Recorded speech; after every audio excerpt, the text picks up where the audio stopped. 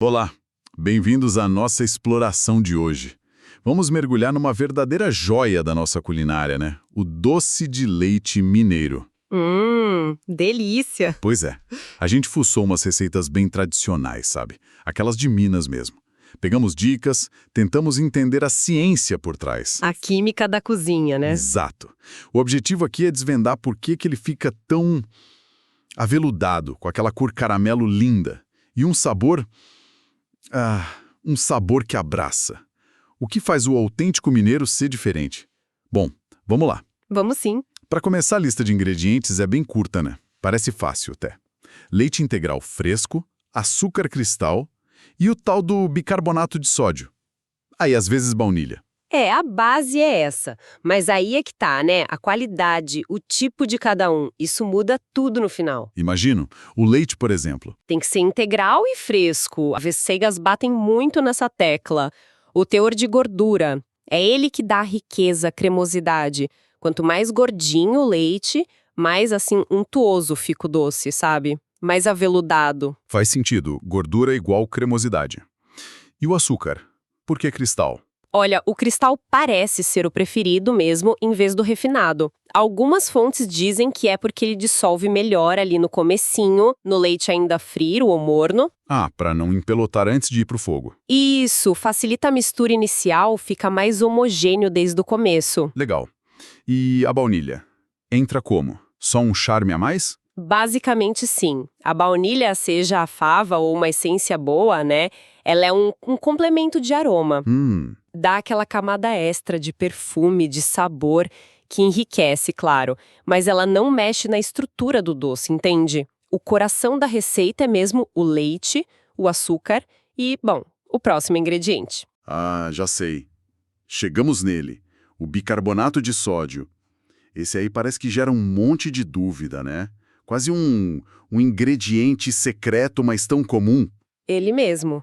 E secreto talvez seja uma boa palavra.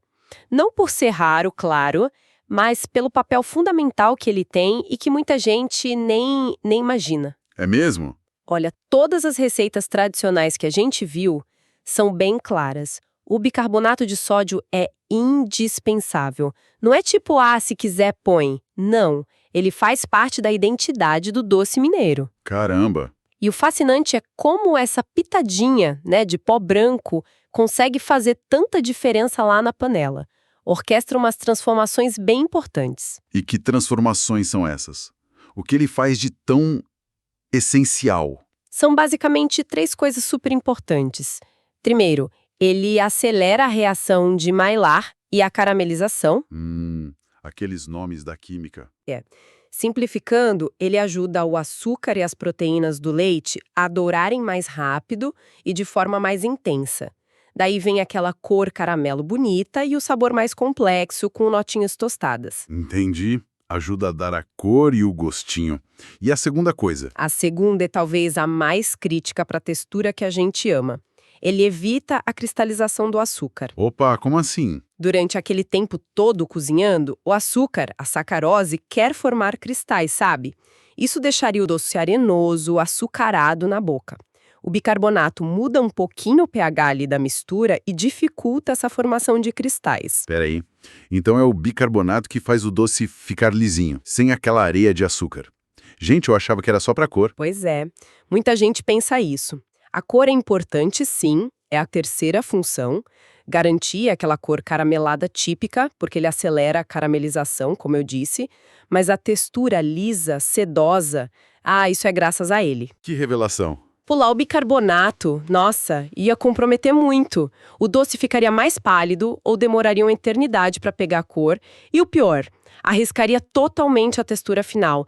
É a diferença-chave, sabe? Entre um doce de leite qualquer e aquela experiência aveludada do mineiro. Aqui a coisa fica interessante mesmo. A química simples, garantindo a assinatura de um clássico. Nossa, que incrível! O ingrediente tão simples ser o guardião da textura e da cor. Muda tudo. Bom, agora que a gente entendeu os ingredientes e a importância de cada um, como é que essa mágica acontece na panela? O processo em si. Parece que envolve técnica e bastante paciência.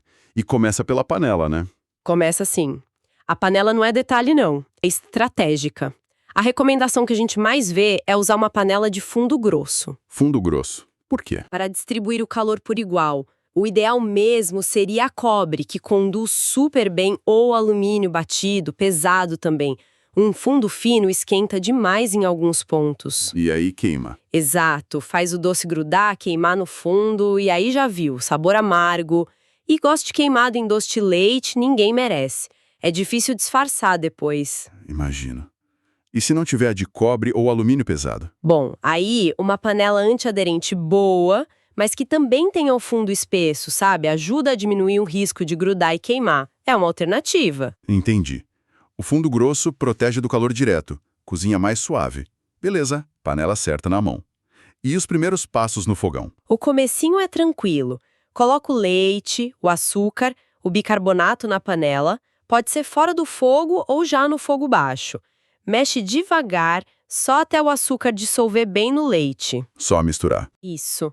Aí pode aumentar um pouco o fogo para médio alto e continua mexendo só até dissolver tudo mesmo. Quando o açúcar sumir e a mistura estiver quase fervendo. Aí atenção total. E agora que vem aquela parte que parece estranha para quem cozinha, né? Aquela regra de parar de mexer. Exatamente, assim que levantar a fervura tem que baixar o fogo na hora, para médio baixo ou baixo mesmo, e a partir daí, a regra de ouro que está em quase todas as fontes mineiras: não mexer mais. Sério? Não mexe nada, nada. Nada vigorosamente, é um consenso forte na tradição. Mexer o doce depois dessa fase inicial é o que faz o açúcar querer cristalizar.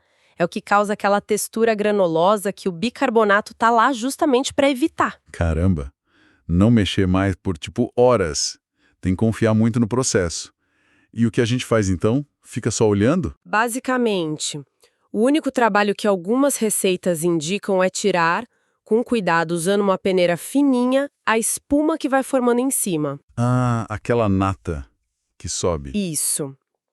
Dizem que essa espuma tem impurezas, pode atrapalhar um pouco a textura final. Tirando, o doce fica mais limpo, mais homogêneo. Ah, e se for usar baunilha em fava, é agora que ela entra.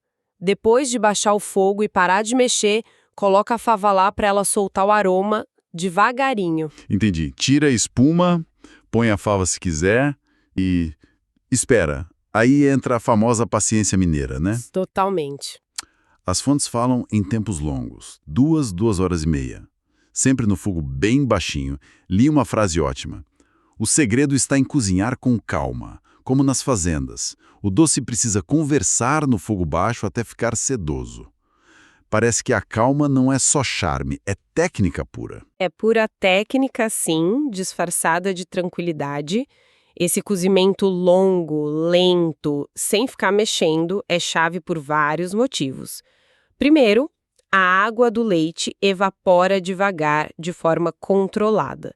Isso concentra os açúcares, os sólidos do leite, o sabor fica muito mais intenso. E é nesse tempo que a textura vai mudando, né? Vai ficando mais espesso, mais cremoso, enquanto o volume na panela diminui bastante. Algumas fontes falam que reduz para até 1/3 do que começou. Nossa, reduz muito. Reduz. E, claro, é aí que a caramelização acontece de verdade, devagarinho. A gente vê a cor mudando do branco pro bege, pro dourado, até chegar naquele caramelo lindo. Manter o fogo baixo é essencial para isso acontecer sem queimar o fundo. Queimar, como a gente falou, amarga tudo. Realmente, é um processo que pede atenção e respeito pelo tempo. Nada de pressa. Mas, depois dessa espera toda, como é que a gente sabe a hora certa de tirar do fogo? O tal do ponto parece ser a chave. E ainda por cima varia, né? Varia sim. O ponto final depende muito de como você quer usar o doce. E é o tempo de cozimento que define isso. As fontes falam principalmente de 2 pontos clássicos. Quais são? O primeiro é o ponto mole ou de colher. É aquele para comer puro, sabe? Geralmente chega com umas 2 horas de cozimento. A textura tá cremosa, grossinha, mas ainda escorre um pouco da colher. Ah, o clássico para comer com queijo. Esse mesmo. O segundo é o ponto de enrolar. É mais firme. Perfeito para recheio de bolo, bombom ou para fazer brigadeiro de doce de leite. Esse pede mais tempo de fogo. entre 2h30, talvez até 3 horas. E como sabe que chegou nesse ponto mais firme? O sinal clássico que algumas receitas dão é quando você inclina a panela e o doce começa a desgrudar do fundo, meio que em bloco, sabe? Sei. Ele fica mais denso. Isso, mais denso. 2 horas para colher, quase 3 para enrolar, tá? E para aquele ponto cremoso, perfeito, o de colher, tem a tal dica mineira, né? Aquele teste prático que dizem que não falha. Como é? Ah, sim. O teste do pires frio. É um método antigo, super esperto. Funciona assim. Você deixa um pires ou pratinho na geladeira para ele ficar bem gelado. Ok. Quando você achar que o doce está chegando no ponto, pega o pires gelado, pinga um pouquinho do doce quente nele. O frio do prato vai esfriar essa amostra rapidinho, mostrando como vai ficar a textura final. Boa ideia. E aí passa o dedo de leve no meio do doce que está no pires. Se o caminho que o dedo abriu ficar ali marcadinho, se o doce não escorrer de volta para fechar esse risco, aí tá no ponto cremoso perfeito. Que truque ótimo! Dá pra ver na hora se ele vai ficar firme sem escorrer. Muito bom. E essa textura final, a ideal, deve ser como, então? Exatamente o que a gente buscou o tempo todo. Lisa, sem sentir nenhum grãozinho de açúcar, aí agradece o bicarbonato de novo, brilhante e sedosa na boca. É o resultado de todo esse cuidado, né? Ingrediente certo, cozimento lento, não mexer na hora errada e acertar o ponto com a ajudinha do pires frio. Maravilha. Essa dica do pires vale ouro mesmo. Agora, a receita clássica já é um show, né? Mas Minas não para por aí, a criatividade lá é grande. Existem variações tradicionais desse doce? Não existem? Ah, com certeza. O pessoal lá adora dar uma variada. As fontes que a gente olhou destacam algumas bem conhecidas. Uma é o doce de leite com coco. Clássico também. Bem simples. Coloca coco ralado, geralmente o seco, mas pode ser o fresco, na panela nos últimos 30 minutos de cozimento. Ele cozinha junto, pega o sabor, dá uma textura diferente. Legal. Que mais? Tem o doce de leite queimado, para quem gosta daquele sabor mais intenso, sabe? Um amarguinho doce.